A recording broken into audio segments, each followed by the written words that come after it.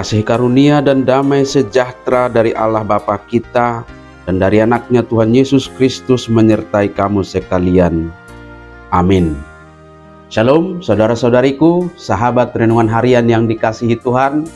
Firman Tuhan hadir menyapa kita hari ini, hari Rabu tanggal 13 September 2023, yang tertulis di dalam Kisah Para Rasul pasal 22 ayat 16.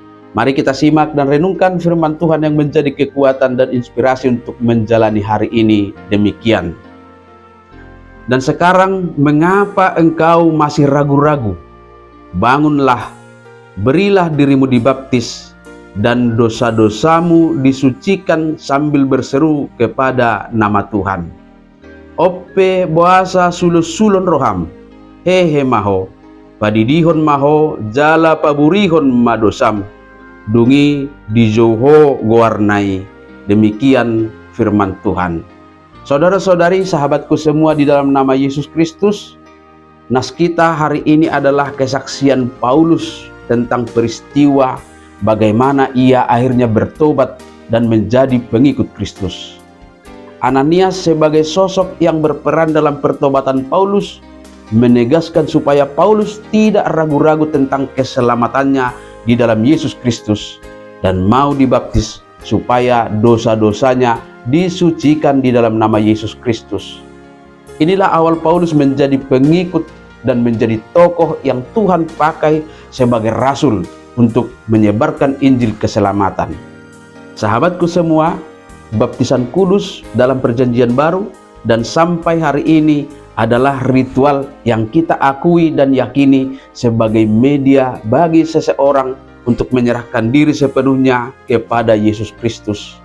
Dengan menerima baptisan kudus lewat percikan air dalam nama Allah Tritunggal yang diikuti dengan ketaatan hidup di dalam firman Tuhan adalah momen di mana seseorang secara nyata menyatakan imannya kepada Yesus Kristus.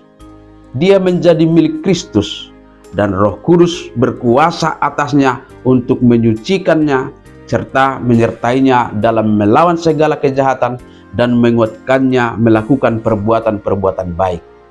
Ketika Paulus menerima baptisan dari Ananias, serta merta ia kembali ke Yerusalem, meninggalkan cara hidupnya yang lama dan dengan setia hidup dalam ajaran Kristus, menjadi pemberita Injil, bahkan harus rela menderita untuk menyaksikan Kristus. Inilah sesungguhnya cara hidup yang harus kita nyatakan saat ini dalam kehidupan kita. Kita sudah dibaptis ke dalam nama Allah Tritunggal. Dan mungkin kebanyakan di antara kita dibaptiskan saat masih bayi. Tetapi di dalamnya orang tua kita tentu meyakini bahwa membawa kita dibaptis ke dalam nama Allah Tritunggal pastilah buah dari iman percaya mereka bahwa Yesus Kristus adalah jalan kebenaran dan hidup.